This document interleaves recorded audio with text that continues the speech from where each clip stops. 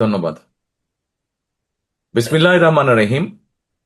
আজকের এই সুন্দর মহতী অনুষ্ঠানের সম্মানিত সভাপতি, উপস্থিত বাংলাদেশ জাতীয়তাবাদী দলের ভাইস চেয়ারম্যান বেগম নার্গিস, অধ্যাপক নার্গিস, উপস্থিত এখানে আমাদের খুলনা বিভাগের সহ সাংগঠনিক সম্পাদক অমিত ইসলাম, সহ উপস্থিত জেলা বিএনপির নেতৃবৃন্দ, উপজেলা বিএনপির নেতৃবৃন্দ, এবং বিশেষ করে উপস্থিত আহ আফিয়া এবং আফিয়ার মা সহ এই গ্রামের মুরব্বীবর্গ, মা বোনেরা, আসসালামু আলাইকুম। আজকে আমরা আজকে আমরা এখানে একটা অনুষ্ঠানে উপস্থিত হয়েছি। এই অনুষ্ঠানটা কিন্তু একটু ভিন্ন রকমের অনুষ্ঠান।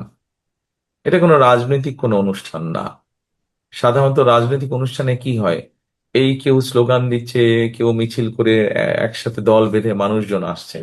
কিন্তু দেখুন, আজকের অনুষ্ঠানটা খুব একটা অন্যরকম অনুষ্ঠান, যেখানে একটা শান্তির স্পর্শ আছে, একটা ছায়ার স্পর্শ আছে। এখানে আমরা যারা আপনারা সামনে বসে আছেন, সাধারণত রাজনৈতিক অনুষ্ঠান হলে আমরা একটি ভিন্ন চিত্র দেখি। আজকের এই অনুষ্ঠানটি একটু ভিন্ন রকম।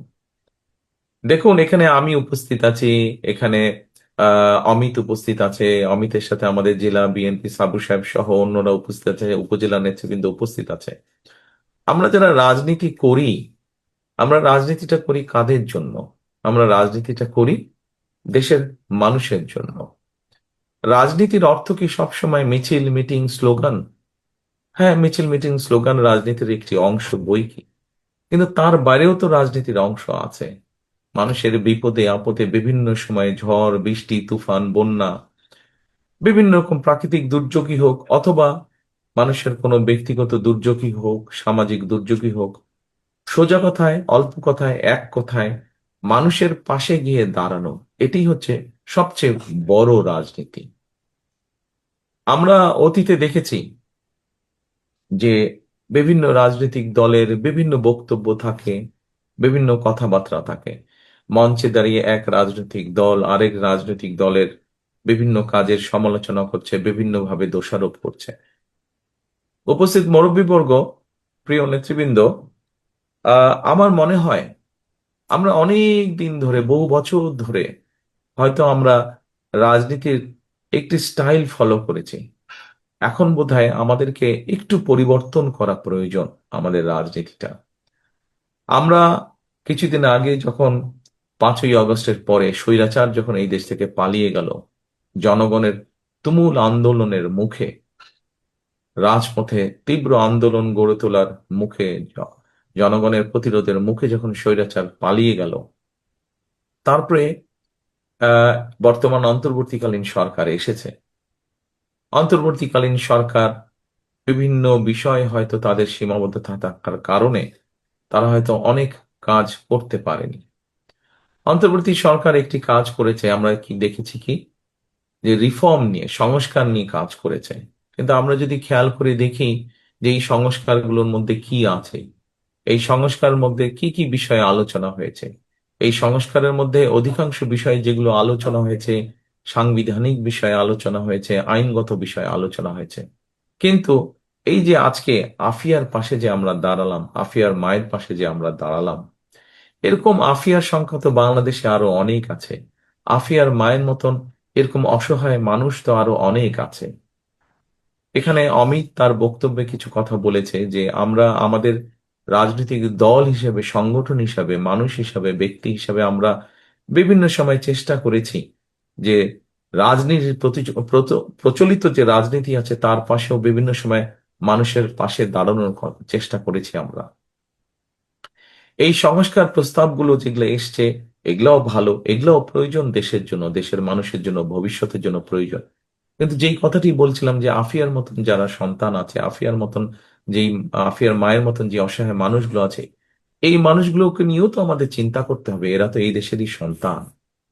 কাজেই সেই জন্যই নিশ্চয়ই আপনারা খেয়াল করেছেন, আপনারা এর মধ্যে নিশ্চয়ই জানেন, এর মধ্যে আপনারা পত্রপত্রিকা দেখেছেন, শুনেছেন, আমাদের নেতৃবৃন্দ গ্রামে গ্রামে মানুষের কাছে বলেছে যে আমরা আগামী দিনে বাংলাদেশের মানুষের, এই যে সামনে যে নির্বাচন, এই নির্বাচনের মাধ্যমে আমরা ইনশাল্লাহ বাংলাদেশ জাতীয়তাবাদী দল আমরা যদি মানুষের সমর্থন পাই এবং সরকার গঠন করতে সক্ষম হই, তাহলে আমরা কতগুলো পদক্ষেপ নিতে চাই। এই গ্রামের মানুষ বলেন, দুস্থ মানুষ বলেন, এই পরিবারগুলোর পাশে দাঁড়াতে চাই আমরা। সেখানে আমরা আমাদের ফ্যামিলি কার্ডের কথা বলেছি। বাংলাদেশের অর্ধেক জনসংখ্যার মতন মানুষ প্রত্যক্ষ বা পরোক্ষভাবে কৃষির সাথে জড়িত। মানুষের বা দেশের সব সর্বমোট জনসংখ্যার বেশিরভাগ মানুষ তো গ্রামেই বাস করে, এবং গ্রামে যারা বাস করে কম বেশি সেই মানুষগুলো কৃষি কাজের সাথে জড়িত। আজকে কৃষক যদি ভালো থাকে, কৃষক যদি তার পণ্যের উৎপাদিত পণ্যের ন্যায্য মূল্য পায়, তাহলে সামগ্রিকভাবে দেশ ভালো থাকবে। কৃষক যদি উৎপাদন বাড়াতে সক্ষম হয়, তাহলে দেশের বাকি মানুষ স্বল্প মূল্যে ন্যায্য মূল্যে কৃষি উৎপাদিত পণ্যগুলো তারা পাবে।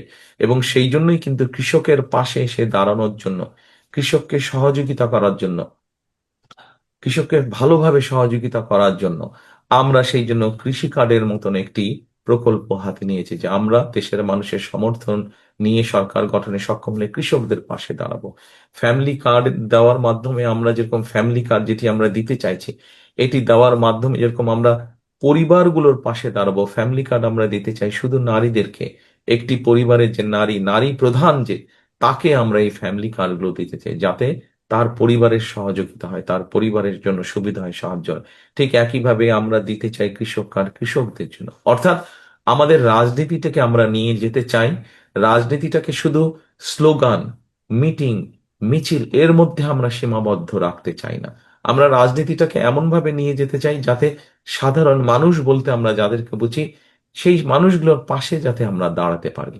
তারপরে যেমন ধরেন, আমরা আরেকটি প্রকল্প চালু করতে চাই, খাল কাটা প্রকল্প। এখানে নিশ্চয়ই অনেক মুরব্বী আছেন, এখানে আমার সিনিয়র নেতৃবৃন্দ যারা আছেন তাদের মনে আছে যে শহীদ জিয়ার সময় খাল কাটা কর্মসূচি শুরু হয়েছিল, এবং সেই খাল কাটার মাধ্যমে কিভাবে দেশের মানুষ, সে কৃষক হোক, সাধারণ মানুষ হোক, কিভাবে বিভিন্ন পর্যায়ের মানুষ খাল কাটার উপকারিতা পেয়েছিলেন, পানির সুবিধা পেয়েছিলেন।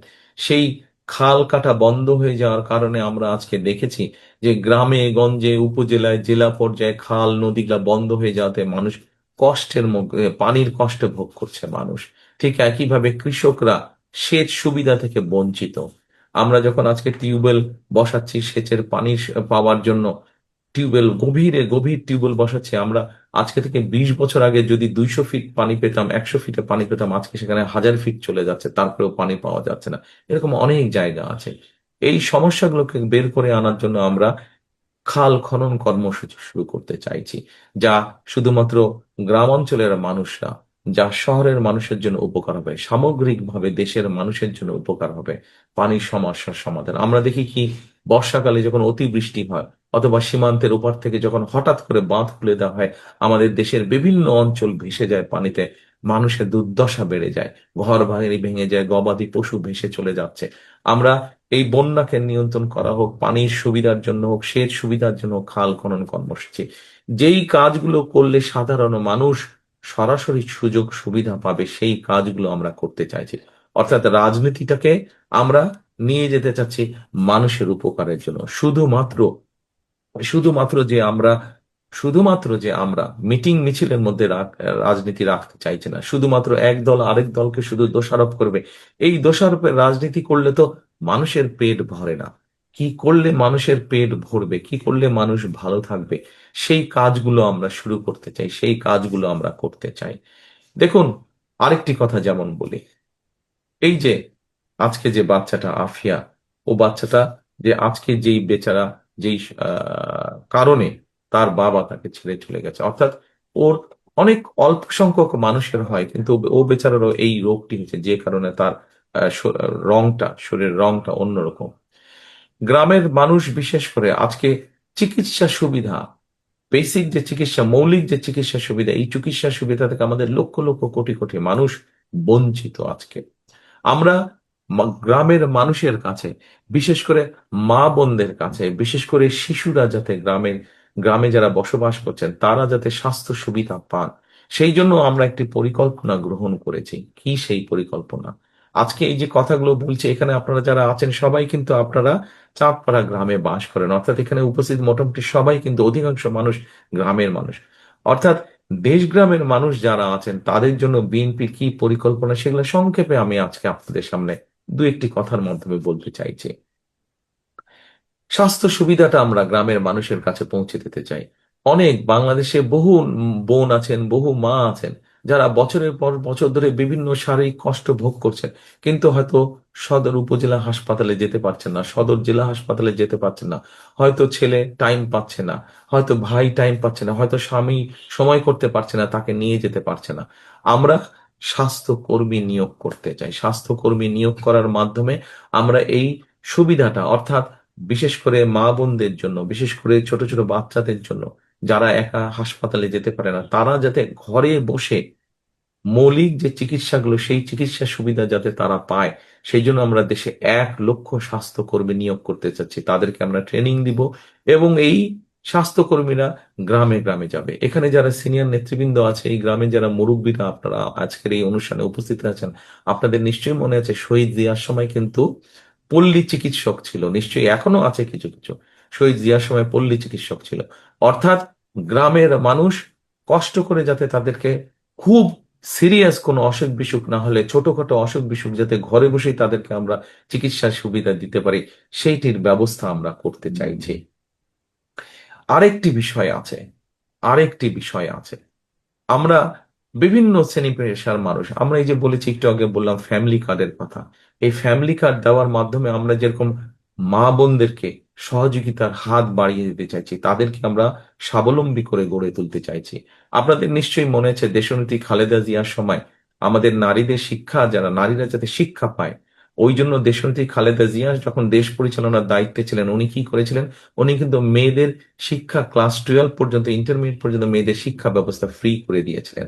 গত 25 বছরে কিন্তু বাংলাদেশের নারী সমাজের বহু নারী কিন্তু সেই সুবিধাটা পেয়েছে। কিন্তু শিক্ষার পাশাপাশি দেশনেত্রী খালেদা জিয়া নারীদেরকে শিক্ষার সুযোগ দিয়েছিলেন। আজকে আগামী দিনে ইনশাল্লাহ বিএনপি আপনাদের সমর্থন নিয়ে সরকার গঠনে সক্ষম হলে এই শিক্ষিত নারী সমাজকে আমরা অর্থনৈতিকভাবে স্বাবলম্বী করে গড়ে তুলতে চাই। নারীরা যদি অর্থনৈতিকভাবে স্বাবলম্বী হয়ে গড়ে তুলতে পারে, তাহলে এই দেশকে আমরা সামনের দিকে খুব দ্রুত নিয়ে যেতে পারবো। দেখেন, একটা সংসার, নারী একজন এবং একজন পুরুষ মিলিয়ে একটি সংসার তৈরি হয়। শুধু পুরুষ যদি কাজ করে, নারী যদি কাজ না করে, সংসারটা সুন্দর হতে পারবে? সুন্দর হতে পারবে না। ঠিক একইভাবে দেশের অর্ধেক জনসংখ্যা হচ্ছে নারী। সেই নারীদেরকে যদি আমরা সহযোগিতা না করি, তাহলে তো দেশকে আমরা এগিয়ে নিতে পারবো না। সেজন্য আমরা চাই, যেই নারীরা শিক্ষিত হয়েছে, গত 20 বছর 25 বছর ধরে শিক্ষিত হয়েছে, খালেদা জিয়া যে সুবিধা তৈরি করেছেন, আগামী দিনে বিএনপি সরকার ইনশাল্লাহ সেই নারীদেরকে অর্থনৈতিকভাবে স্বাবলম্বী করতে চাই। সেই জন্যই আমরা সেই ফ্যামিলি কার্ড দিতে চাই। খালেদা জিয়ার সময় আপনাদের খাল খননের মাধ্যমে যেরকম শহীদ জিয়া কৃষকদের সেচের সুবিধা করে দিয়েছিলেন, আপনাদের নিশ্চয়ই এখানে অনেকে আছেন যাদের মনে আছে খালেদা জিয়া 91 সালে যখন সরকার গঠন করলেন, তখন কিন্তু কৃষকদেরকে 5,000 টাকার সুবিধা, কৃষি ঋণ মৌকুফ করে দিয়েছিলেন। 25 বিঘা পর্যন্ত জমির খাজনা মৌকুফ করে দিয়েছিলেন। 10,000 টাকা যাদের যাদের কৃষি ঋণ ছিল, তাদের সুদটা মৌকুফ করে দিয়েছিলেন। আমরা এবার কৃষক কার্ডের মাধ্যমে কৃষকদের পাশে আরো শক্তভাবে সরকার দাঁড়াতে চায়, যাতে কৃষকদেরকে সুবিধা দিতে পারি। এইভাবে বিভিন্ন শ্রেণী পেশার মানুষকে পাশে আমরা দাঁড়াতে চাই। আমরা সরকার গঠন করলে আরেকটি মানুষ আছে, আরেক শ্রেণীর মানুষ আছে যাদের পাশে আমরা দাঁড়াতে চাই। এই মানুষগুলা কিন্তু আমাদেরকে আমাদের জন্ম থেকে মৃত্যু পর্যন্ত, আমাদের আনন্দের সময় যেরকম আমাদের পাশে এই মানুষগুলো থাকেন, ঠিক আমাদের জীবনের দুঃখের সময়গুলো এই মানুষগুলো থাকেন। বিভিন্ন সময় জীবনের বাঁকে বাঁকে আমরা যখন বিভিন্ন সংকটে পড়ি, এই মানুষগুলো আমাদেরকে পরামর্শ দেন। কারা সেই মানুষগুলো? সেই মানুষগুলো হচ্ছেন আমাদের মসজিদের ইমাম সাহেব, আমাদের খতিব সাহেবরা, আমাদের মুয়াজ্জিম সাহেবরা সহ অন্য ধর্মেরও যারা ধর্মগুরু আছেন, সেই মানুষগুলো। আমরা চিন্তা করেছি যে আমরা ইনশাল্লাহ সরকার গঠনে সক্ষম হলে, আগামী এই যে 12ই ফেব্রুয়ারি নির্বাচন, এই নির্বাচনে আমরা সরকার গঠনে সক্ষম হলে আমরা আমাদের মসজিদের ইমাম সাহেব, খতিব সাহেব, মুয়াজ্জিম সাহেব সহ অন্য ধর্মগুরুও যারা আছেন, তাদের জন্য আমরা সরকারের পক্ষ থেকে একটি ভাতার ব্যবস্থা, আমরা সম্মানের ব্যবস্থা আমরা করতে চাই, যাতে এই মানুষগুলো আত্মসম্মান বোধ নিয়ে সমাজে আরো শক্তভাবে, সুন্দরভাবে, সম্মানের সঙ্গে যাতে তারা বেঁচে থাকতে পারে। কাজে আমরা প্রত্যেকটি শ্রেণী পেশা মানুষের ব্যাপারে চিন্তা করেছি। আজকে আফিয়ার পাশে যেমন আমরা দাঁড়িয়েছি, এরকম বাংলাদেশের হাজার হাজার যারা আফিয়া আছে, যারা অসহায় মা আছে, তাদের পাশে আমরা দাঁড়াতে চাই। একটি রাজনৈতিক দল হিসাবে যখন আমরা শুধু দল হিসেবে থাকছি, তখন আমাদের অবস্থান থেকে আমরা কিছু মানুষকে হয়তো সহযোগিতা পাশে দাঁড়াতে পারছি।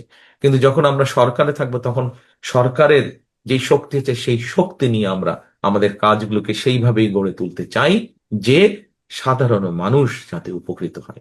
এটি আমাদের আগামী দিনের লক্ষ্য, এটি আমাদের আগামী দিনের উদ্দেশ্য। কাজেই আজকে আফিয়া বা আফিয়ার মাকে এটুকুই বলতে চাই যে, বোন, আপনি একা নন।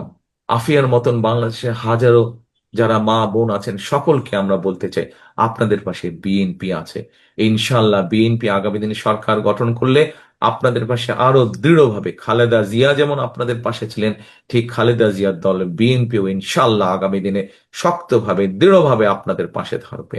এই দেশের নারী সমাজকে কর্মসংস্থানের ব্যবস্থা করা, তাদেরকে অর্থনৈতিকভাবে শক্তিশালী ভিত্তির উপরে গড়ে তোলা, এটি হচ্ছে বিএনপির অন্যতম প্রধান গুরুত্বপূর্ণ দায়িত্ব, এটি হচ্ছে বিএনপির অন্যতম গুরুত্বপূর্ণ শপথ। কাজে আসুন, আজকে যদি আমাদেরকে সুন্দরভাবে আমাদের সেই প্রত্যাশিত বাংলাদেশ গড়ে তুলতে হয়, তাহলে কথা একটি, কাজ একটি। করব কাজ, গড়ব দেশ, সবার আগে বাংলাদেশ। উপস্থিত সকল সম্মানিত উপস্থিতিবৃন্দ, আসুন আমরা সেই শপথ নিয়ে আজকে আমরা এগিয়ে যাই আমাদের প্রত্যাশিত বাংলাদেশ গড়ে তোলার জন্য।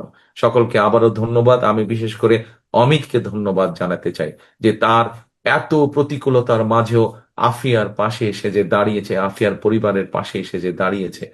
আহ সেই জন্য আমি আমার ব্যক্তিগত পক্ষ থেকে আমি অমিতকে ধন্যবাদ জানাতে চাই। ইনশাল্লাহ অমিতের মতন আরো নেতা আমরা তৈরি করবো এই দলে, যারা মানুষের বিপদের সময় মানুষের পাশে গিয়ে দাঁড়াতে পারবে, মানুষের প্রয়োজনের সময় মানুষের পাশে গিয়ে দাঁড়াতে পারবে।